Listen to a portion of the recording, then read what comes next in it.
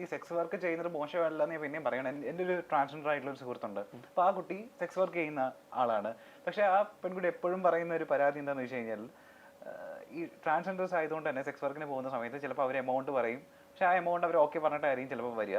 പക്ഷേ ഇതെല്ലാം കഴിഞ്ഞതിന് ശേഷം ഈ പറയുന്ന പോലെ ചിലപ്പോൾ സ്ത്രീകൾക്ക് ചിലപ്പോൾ അവർ ചിലപ്പോൾ പൈസ കൊടുക്കുമായിരിക്കും. പക്ഷേ ട്രാൻസ്ജെൻഡേഴ്സിന് അവർ പിന്നെയും വളരെയധികം ഉപദ്രവിച്ചിട്ട്, എല്ലാം കഴിഞ്ഞിട്ട് വളരെ ഉപദ്രവിച്ചിട്ട് പൈസ കൊടുക്കില്ലാതെ മാത്രമായിട്ട് ഉപദ്രവിച്ചിട്ട് പോകുന്നത് പറ്റിക്കപ്പെടാറുണ്ട് എന്നുള്ളത് ഞാൻ പക്ഷേ കംപ്ലൈന്റ് ചെയ്യാനും പറ്റത്തില്ല പോലീസിനോട്. കാരണം പോലീസിന് പറയുന്ന പോലെ ഈ സെക്സ് വർക്ക് ചെയ്തത് എന്തോ അപരാധമാണെന്ന് പറയുന്നത് പോലെ അവർ അതിനെ മാനിക്കത്തേ ഇല്ല അവരുടെ പ്രശ്നങ്ങളെ. നമുക്കൊരു ലീഗൽ പ്രൊട്ടക്ഷൻ ഈ വിഷയങ്ങളൊന്നും ഇല്ല എന്നുള്ളത് വലിയ സത്യമാണ്. കാരണം ഒരു പക്ഷേ സ്ത്രീക്ക് എന്തെങ്കിലും സംഭവിക്കുമ്പോൾ അതിന് കേസ് എടുക്കാനും അല്ലെങ്കിൽ അങ്ങനെ റൈറ്റ്സുകളുണ്ട്, വുമൻസ് റൈറ്റുകളുണ്ട് നമുക്കുണ്ട്. നമുക്ക് ഒരു പക്ഷേ ട്രാൻസിനൊക്കെ എവിടെയെങ്കിലും എന്തെങ്കിലും പ്രശ്നമായിട്ട് ബന്ധപ്പെട്ട് പോകുമ്പോൾ നമുക്കൊരു ഇൻഡിവിജ്വൽ റൈറ്റുകൾ മാത്രമേ കിട്ടുള്ളൂ, ഒരു സ്പെഷ്യൽ റൈറ്റ് ഒന്നും അവിടെ വരുന്നില്ല. മാത്രമല്ല ഈ സെക്സ് വർക്ക് ചെയ്യുന്ന ആളുകൾക്ക് പലപ്പോഴും ഇത്തരം ഇഷ്യൂസ് ഉണ്ടാകാറുണ്ട്. മാത്രമല്ല നമ്മളൊരു ഈ പറഞ്ഞ കണക്ക് ഒരു റേറ്റ് ഒക്കെ പറഞ്ഞിട്ടായിരിക്കും അവർ പോകുന്നത്. അപ്പോൾ പോകുന്ന സമയത്ത് ഈ 100% സാറ്റിസ്ഫാക്ഷൻ കൊടുക്കാൻ പറ്റുന്ന ഒരാൾക്കും നമുക്ക് വാക്ക് കൊടുക്കാൻ പറ്റില്ല. ഇപ്പം ഞാൻ ഒരാൾ വിവാഹം ചെയ്യുകയാണ്, അപ്പോൾ വിവാഹത്തിന് മുൻപ് നമുക്ക് ടെസ്റ്റ് ചെയ്ത് നോക്കാൻ പറ്റില്ലല്ലോ സെക്സ് ചെയ്തിട്ടില്ലെങ്കിൽ നമ്മൾ സാറ്റിസ്ഫൈഡ് ആകുന്നുണ്ടോന്ന്.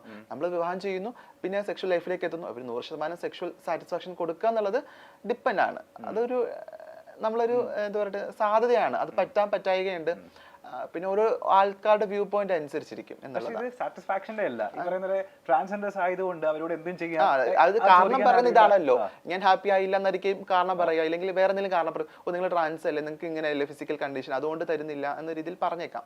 അപ്പം അതാ പറഞ്ഞത്, നമ്മൾ പോകുമ്പോൾ ഒരു ഇതൊക്കെ പറഞ്ഞിട്ടായിരിക്കും അവർ മിക്കപ്പോഴും പറയുന്ന ഒരു കാര്യമാണ് ഞാൻ കേട്ടിട്ടുള്ളത്, ഈ സാറ്റിസ്ഫൈഡ് ആകുന്നില്ല എന്നുള്ളത്. അപ്പൊ എനിക്ക് തോന്നുന്നില്ല കേട്ടോ അങ്ങനത്തെ ആരെക്കാളും ഒക്കെ തന്നെ ഈ പറഞ്ഞ എല്ലാരെ പോലും കഴിവുള്ള എല്ലാവരെ പോലും പറ്റുന്ന ആൾക്കാർ. ശാസ്ത്രം പറയുന്നത് മറ്റാരെക്കാളും സാറ്റിസ്ഫൈ ചെയ്യാൻ പറ്റിയിട്ട് അത് എനിക്ക് ശാസ്ത്രീയമായിട്ട് എനിക്കറിയില്ല കേട്ടോ, ആയിരിക്കാം. അങ്ങനെ ഈ 7ാം ക്ലാസ്സിൽ പഠിക്കുമ്പോഴല്ലേ കൂട്ടമായിട്ട് വന്നിട്ട് നമ്മൾ ഫിസിക്കലി ഒരു 8ാം ക്ലാസ് ഒക്കെ പഠിക്കുന്ന സമയത്താണ് ക്ലാസ് മുറിയിൽ 8 സ്റ്റുഡൻസിന് ഫിസിക്കലി ഒരു ഗ്യാങ് റേപ്പ് നേരിടേണ്ടി വന്നിട്ടുണ്ട്. അത് ക്ലാസ്മേറ്റ്സ് ആണോ ചെയ്തത്? ആ ക്ലാസ്മേറ്റ്സ് ആണ്. അപ്പൊ റിയാക്ട് ചെയ്തില്ലേ ആ സമയത്ത്? 8 പേരെ അടുത്ത് ഒരു മാൻ പവർ എന്നല്ല, നമുക്ക് പറ്റില്ല, ഒരു ഫിസിക്കൽ പവർ എനിക്ക് ഉണ്ടായിരുന്നില്ല അവരെ റിയാക്ട് ചെയ്യാൻ. കരയുന്നു, നിലവിളിക്കുന്നു, അതൊക്കെ എനിക്ക് നല്ല ഓർമ്മയുണ്ട്. ആ ദിവസം എനിക്ക് ഇപ്പോഴും ഓർമ്മയുണ്ട്. എൻ്റെ ബാഗൊക്കെ ഇങ്ങനെ തറയിൽ നിന്ന് വീഴുന്നതും എൻ്റെ ഡ്രസ്സ് ഇങ്ങനെ ഊരുന്നതൊക്കെ എനിക്ക് നല്ല ഓർമ്മയുണ്ട് ആ ദിവസം. ഞാൻ ഒരിടത്തും ആ വിദ്യാർത്ഥികളുടെ പേരൊന്നും പറയാൻ ഒരിക്കലും ആഗ്രഹിക്കുന്നില്ല. തെറ്റുകൾ ചെയ്യപ്പെട്ടിട്ടുണ്ട്, തിരുത്തപ്പെടുക തന്നെ ചെയ്യും എന്നാണ് ഞാൻ വിശ്വസിക്കുന്നത്. ക്ഷമയൊക്കെ ചോദിച്ചിട്ടുണ്ട് അതിന് ശേഷം, മീൻസ് ഇപ്പം ഒന്നുമില്ല, റീസെന്റ് അതൊക്കെ ക്ഷമ ചോദിച്ചിട്ടുണ്ട് ആൾക്കാർ. എങ്കിലും മറക്കാൻ പറ്റാത്തൊരു ദിവസം തന്നെയായിരുന്നു അതെന്നുള്ളതാണ്. ഇപ്പൊ ടീച്ചേഴ്സിന്റെ അടുത്ത് ചെന്ന് ഈ ഞാൻ അതിന് മുൻപ് തന്നെ ടീച്ചേഴ്സിന്റെ അടുത്ത് പല കാര്യങ്ങളും പറഞ്ഞപ്പോൾ എനിക്ക് പോസിറ്റീവ് സാധനം കിട്ടാത്തതുകൊണ്ട് തന്നെ ഞാൻ പറഞ്ഞിട്ടില്ല എന്നുള്ളതാണ്. ഈ ഇൻസിഡന്റിനെ പറ്റി പറഞ്ഞിട്ടില്ല വീട്ടിലും പറഞ്ഞിട്ടില്ല. ഞാനൊരു 2 ആഴ്ചയോളം ഞാൻ ട്രോമയിലായിരുന്നു. ട്രോമ കാണിക്കാൻ പറ്റില്ലല്ലോ നമുക്ക് ഒരിക്കലും. അത് ഈ പറയുന്ന ഒരു 13-14 വയസ്സിലല്ലേ സംഭവിക്കുന്നത്. ഇപ്പൊ സ്കൂളിലൊക്കെ പോയിട്ട് അല്ലെങ്കിൽ ഒരു വേദികളിലൊക്കെ പോയിട്ട് പ്രസംഗിക്കുന്ന ആളല്ലേ, അപ്പം പറയാറുണ്ടോ അതായത് ടീച്ചേഴ്സിന്റെ ഈ നിരന്തരം പറയാറുണ്ട് ഞാൻ ടീച്ചേഴ്സിന്. കാരണം നമുക്ക് ക്ലാസ് മുറിക്കകത്ത് ഭയങ്കര നാളത്തെ സൊസൈറ്റി ഉണ്ടാക്കാൻ പറ്റുന്നുള്ളത് വലിയ സത്യമാണ്. അപ്പോൾ ക്ലാസ് മുറിയിൽ ഇരിക്കുന്ന കുട്ടികളടുത്ത് പറഞ്ഞ് പഠിപ്പിക്കേണ്ടത് അധ്യാപകരാണ്. നമ്മൾ അധ്യാപകർക്ക് ഇത്തരം വിഷയങ്ങളെ പറ്റി ധാരണ ഇല്ല എന്നുള്ളതാണ് വേറൊരു സങ്കടം. നമ്മൾ ഇതിനൊക്കെ ഏറ്റവും യൂസ്ഫുൾ ആകുന്ന ഒരു കാര്യം സെക്സ് എഡ്യൂക്കേഷൻ കൊടുക്കുക എന്നുള്ളതാണ്. അത് വിദ്യാർത്ഥികൾക്ക് കൊടുക്കുന്നതിന് മുൻപ് അധ്യാപകർക്ക് കൊടുക്കണം എന്നുള്ളതാണ്. അധ്യാപകർക്ക് പറഞ്ഞു കൊടുക്കണം എന്താണ് എന്നുള്ളത്, എന്താണ് ഈ ബാഡ് ടച്ചും ഗുഡ് ടച്ചും, ഇല്ല എന്താണ് സെക്സ്, എന്താണ് ജെൻഡർ, സെക്ഷുവാലിറ്റി ഒക്കെ പറഞ്ഞ് പഠിപ്പിക്കണം. അങ്ങനെ പറഞ്ഞ് പഠിപ്പിക്കുകയാണെങ്കിൽ ഒരു പക്ഷെ തിരുത്തപ്പെടാം. എങ്കിലും അധ്യാപകർ മനസ്സിലാക്കേണ്ട ഒരു കാര്യമുണ്ട്, വിദ്യാർത്ഥികളാണ് അവർ, ആണല്ല പെണ്ണല്ല, അതിനപ്പുറത്തേക്ക് അവർ വിദ്യാർത്ഥികളാണ്, അവർ മനുഷ്യരാണ്. അവർക്ക് എന്തെങ്കിലും ഉപദ്രവം ഏൽക്കുമ്പോൾ അത് മറ്റുള്ളവരെ അതെങ്ങനെ റിയാക്ട് ചെയ്യണം എന്നുള്ള കൃത്യമായുള്ള ബോധം ഉണ്ടാവണം. അതിന് ജെൻഡർ നോക്കുന്നത് ഭയങ്കര ബുദ്ധിമുട്ടാണ്. ഇത് എനിക്ക് മാത്രം സംഭവിച്ച വിഷയങ്ങളൊന്നും അല്ല, പലർക്കും സംഭവിച്ചിട്ടുണ്ട് എന്നുള്ളതാണ്. ഞാൻ ചോദിക്കട്ടെ, ഇപ്പോൾ നമ്മളിപ്പോൾ കുറച്ച് ഫെമിനിൻ ആയിട്ടുള്ളൊരു നടത്തം ഉണ്ടെങ്കിൽ അല്ലെങ്കിൽ ഫെമിനിൻ ആയിട്ട് നമ്മൾ സംസാരിക്കുന്നുണ്ടെങ്കിൽ ഈ പറയുന്ന നാട്ടുകാർ ആയിട്ടുള്ള കുറേ വൃത്തികെട്ടന്മാരെ നമ്മളെ ചൂഷണം ചെയ്യാൻ താല്പര്യമുണ്ട്, സാധ്യതയുണ്ട്.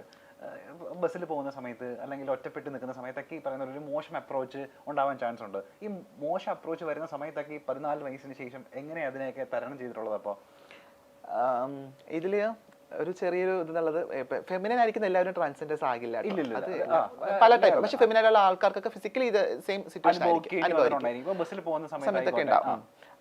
ഞാൻ ഒരു സോഷ്യൽ മനുഷ്യനായിരുന്നില്ല ആ സമയത്ത്. ഞാൻ വീട് അത് നടന്നു പോകുന്നത്. അപ്പൊ എനിക്ക് ഈ ബസ്സിൽ ഞാൻ ആദ്യമായിട്ട് കയറുന്നത് ഐ തിങ്ക് ഒരു +2 പഠിക്കുന്ന സമയത്താണ് തോന്നുന്നു. എനിക്ക് അതിന് മുന്നേ ഞാൻ ബസ്സിൽ കയറിയിട്ടില്ല. ഞാൻ വിവാഹങ്ങളിൽ, മരണങ്ങളിൽ, പൊതുചടങ്ങുകളിൽ, പബ്ലിക് കൂടുന്ന ഗ്യാതറിംഗ് സ്പേസുകളിലൊന്നും പങ്കെടുക്കില്ല. പ്രത്യേകിച്ച് ഫാമിലി ഗ്യാതറിംഗിലൊന്നും പങ്കെടുക്കില്ല. പങ്കെടുത്ത ഞാനാകും അവിടുത്തെ ഒരു വലിയ ടോപ്പിക് എന്നുള്ളത് നല്ല ബോധമുണ്ട്. അപ്പം കളിയാക്കാനും ആൾക്കാർക്കൊക്കെ എന്തെങ്കിലുമൊക്കെ ചെയ്യാൻ. പക്ഷെ എന്ന് പറഞ്ഞ് എനിക്ക് അങ്ങനത്തെ മോശം അനുഭവം ഇല്ലായികയില്ല. എങ്കിലും ഈ പോകുന്ന ഇടങ്ങളിൽ സെക്ഷുവലി ഉള്ള ഒരു ടോക്ക് ഇല്ലെങ്കിൽ സെക്ഷുവലി ആയിട്ടുള്ള ഒരു അപ്രോച്ച് ഒക്കെ ഉണ്ടായിട്ടുണ്ട്. അതൊക്കെ കുട്ടിയല്ലേ, അപ്പം നമുക്ക് കുട്ടിയാകുമ്പോൾ ഓടാനും ചാടാനൊക്കെ കുറച്ചും കൂടി ഇതുണ്ട്. അപ്പം റിയാക്ട് ചെയ്യാനുള്ള പവറൊന്നും ഇല്ല. ആ സിറ്റുവേഷനെ ഒന്ന് സ്കിപ്പ് ചെയ്ത് വിടും എന്നുള്ളത്. ഒരിടത്തും ഒരു പരാതിയും പറയാത്ത ആൾക്കാരാ. പറയാനുള്ള ധൈര്യം ഇല്ല, പറയാൻ പറ്റാറില്ല. എനിക്ക് എപ്പോഴും ഓർമ്മയുണ്ട്, ഞാൻ +2 അങ്ങനെ പഠിക്കുമ്പോൾ ഞാൻ എൻ്റെ ഫ്രണ്ട്സിൻ്റെ അന്ന് അങ്ങനെ നിർബന്ധിക്കപ്പെട്ടൊരു ദിവസം, ഇപ്പോൾ ഫ്രണ്ട്സിനോട് ഇങ്ങനെ പുറത്ത് പോകണം എന്ന് ഇങ്ങനെ ഫ്രണ്ട്സൊക്കെ നിർബന്ധിച്ചൊരു ദിവസം ആണ് തോന്നുന്നു. അപ്പം ഇങ്ങനെ പോയ സമയത്ത് എന്നൊരു ആളിങ്ങനെ ഈ പറഞ്ഞ കണക്ക് സെക്ഷുവലി ഇങ്ങനെ സംസാരിച്ചു. ഇയാൾ ഭയങ്കര ഫെമിനൈൻ അല്ലേ, മറ്റേതൊക്കെ ആയിരിക്കും, മറ്റൊരു വേർഡ് യൂസ് ചെയ്ത് മറ്റേതായിരിക്കും, ഇങ്ങനെ കിട്ടുമോ എന്ന രീതിയിലൊക്കെ. അപ്പം ഞാൻ ഇത്രയും ഫ്രണ്ട്സിൻ്റെ ഇടയിൽ നിൽക്കുക. അപ്പം നമ്മൾ എന്താ ചെയ്യുക, ഫ്രണ്ട്സ് അപ്പം നമ്മളെ സപ്പോർട്ട് ചെയ്യുന്നു നമ്മൾ കരുതും. അവിടെ അതല്ല സംഭവിച്ചത് എന്നുള്ളതാണ്. ആ ഫ്രണ്ട്സ് തിരിച്ച് അതെ, അതൊരു ഇങ്ങനെയൊക്കെ ഉണ്ടാകുക എന്നുള്ളത് നമ്മൾ സ്വയം ചിന്തിക്കുമ്പോൾ നമുക്ക് ഒട്ടും പറ്റില്ല അങ്ങനത്തെ സിറ്റുവേഷനൊക്കെ എങ്ങനെ ടോളറേറ്റ് ചെയ്യും എന്നുള്ളത്. അതൊക്കെ ടോളറേറ്റ് ചെയ്യേണ്ടി വന്നു എന്നുള്ളതാണ്. ഈ നേരവും കടന്നു പോകും എന്നുള്ളതായിരുന്നു. ഈ ട്രാൻസ്ജെൻഡർ ആവാൻ പോയതിനു ശേഷമുള്ള ഒരു ജീവിതം ഉണ്ടല്ലോ, അതായത് ഈ മമ്മിയുടെ കൂടെയാണ് അപ്പൊ താമസിച്ചതൊക്കെ, സർവൈവ് ചെയ്തതൊക്കെ അവിടെ നിന്നിട്ട് തന്നെയാണ്. അപ്പൊ എത്ര കാലം അവരുടെ കൂടെ താമസിച്ചു? ഞാനൊരു 1.5 years അവരുടെ കൂടെ ആയിരുന്നു. എനിക്ക് പിന്നെ ഒരു ലിവിംഗ് ടു ദ റിലേഷൻ ഉണ്ടായിരുന്നു, ഒരു പാർട്ട്ണർ ഉണ്ടായിരുന്നു. ഒരു പാർട്ട്ണറോടൊപ്പം ഒരു 2-2.5 വർഷം ജീവിച്ചു. നിലവിൽ ഐ എം സിംഗിൾ. ഞാൻ ഒറ്റയ്ക്ക് ഇൻഡിപെൻഡന്റ് ആയിട്ട് ജീവിക്കുന്നു. ഇപ്പം എനിക്കൊരു ഫാമിലിയൊക്കെ ഉണ്ട്, ചൂസിങ് ഫാമിലിയൊക്കെ ഉണ്ട്. എനിക്കിപ്പോൾ ഞാനൊരു ഫ്രണ്ട് സർക്കിളിനകത്ത് ജീവിക്കും, ഭയങ്കര കംഫർട്ടബിളാണ്. ഈ ഫ്രണ്ട് സർക്കിളിന്റെ കാര്യം പറയുമ്പോഴേ എപ്പോഴൊക്കെ കണ്ടിട്ടുണ്ട് അപ്പോഴൊക്കെ നമ്മളുടെ കൂടെ ഒരാളുണ്ടായിരിക്കും. ശ്രുതി സിത്താര കേട്ടപ്പോൾ എങ്ങനെയാണ് ഇത്രയും സൗഹൃദം വരുന്നത്? ഞാൻ ശ്രുതി ഞാൻ തുടക്ക സമയത്ത് ഞാൻ പറഞ്ഞ ശ്യാമയുടെ കൂടെ താമസിക്കുന്ന സമയത്ത് തന്നെ ഞാൻ ശ്രുതിയായിട്ട് അപ്പം കാണുന്നുണ്ട്. ഞങ്ങളപ്പം ഒരു കൂട്ടൊന്നുമില്ല, ഞങ്ങൾ രണ്ട് വ്യൂ പോയിന്റ് ഒക്കെ ഉള്ള ആൾക്കാരായിരുന്നു. അപ്പം പിന്നെ പതിയെ ഞങ്ങൾ ഭയങ്കര ഫ്രണ്ട്സായി. ഇപ്പം നല്ല ഫ്രണ്ട്സാണ്. ഇപ്പം ഞങ്ങളൊരു 4 പേര് അടങ്ങുന്ന ഒരു ഗ്യാങ് ഒക്കെയാണ്. ഞാൻ, ശ്രുതി, ദയ, സാദിയ എന്ന് പറയുന്ന. അപ്പം നമ്മൾ ഒരാൾ അറിയുന്ന ആൾക്കാരാണെങ്കിൽ 4 പേരും അവർ അറിയും എന്നുള്ളതാണ്. കാരണം നമ്മൾ എല്ലാ ഇടങ്ങളിലും 4 പേരെയും സംസാരിക്കുന്ന, അല്ലെങ്കിൽ ഇപ്പൊ സ്റ്റാറ്റസ് ഒക്കെ നോക്കിയാൽ ഒരാളെ മാത്രം ഒരുമിച്ചായിരിക്കും, കൂട്ടായിരിക്കും. അങ്ങനെ 2023 ഭയങ്കര കിടിലം വർഷമാവട്ടെ. അതിന് മുൻപായിട്ട് ഞാൻ ഇനി കുറച്ച് ആൾക്കാരുടെ പേര് പറയാൻ പോവാണ്. എനിക്ക് തോന്നുന്നു സമീപകാലങ്ങളിൽ ചിലപ്പോൾ അവരായിട്ട് അസോസിയേറ്റ് ചെയ്യാൻ ചിലപ്പോൾ ഭാഗ്യം ഉണ്ടാവുമായിരിക്കും. ഈ പേര് പറയുന്ന സമയത്ത് അവരെ പറ്റിയിട്ടുള്ള താങ്കളുടെ അഭിപ്രായം എന്താന്ന് അറിയാൻ താല്പര്യമുണ്ട് എനിക്ക്. പേര് പറയട്ടെ. ജേർണലിസം പഠിച്ചുകൊണ്ട് തന്നെ എല്ലാ ദിവസവും ഈ പറഞ്ഞ ന്യൂസൊക്കെ കാണാനും പത്രം വായിക്കാനൊക്കെ സമയം കണ്ടെത്താറുണ്ടല്ലോ? കുഴപ്പമില്ല, ഫോൺ ഭയങ്കര യൂസ് ആണ് അതിലൊക്കെ. ഓക്കെ, ന്യൂസ് വായിക്കുന്ന അല്ലെങ്കിൽ ഫോൺ ഉപയോഗിക്കുന്ന ന്യൂസ് ഹാൻഡിലൊക്കെ ഡെയിലി പറയുന്ന പോലെ ചുമ്മാ ഒന്ന് കണ്ണോടിക്കുന്ന ആളാണെന്നുണ്ടെങ്കിൽ ഇവരുടെയൊക്കെ പേര് എന്തായാലും അറിഞ്ഞിരിക്കണം. ഇവരെ പറ്റി പറയുന്ന പോലെ അഭിപ്രായം ഒന്ന് പറഞ്ഞാൽ മതി. ഓക്കെ, നമ്മളുടെ കാഴ്ചപ്പാട് ഭയങ്കര കാഴ്ചപ്പാടുള്ള വ്യക്തിയാണെന്നാണല്ലോ എല്ലാവരും പൊതുവെ പറയപ്പെടുന്നത്. ആദ്യത്തെ ആൾ ഈ പറയുന്ന പോലെ അഖിൽ മാരാർ ഈ സമീപകാലത്ത് ഭയങ്കര ചർച്ച നേടിയ ഒരാളാണ്. എന്താ അഖിൽ മാരാറിനെ പറ്റിയിട്ടുള്ള അഭിപ്രായം എന്താ? നല്ലൊരു വിമർശകനാണെന്ന് തോന്നിയിട്ടുണ്ട്. ചില കണ്ടന്റ്സ് ഒക്കെ പറയുമ്പോൾ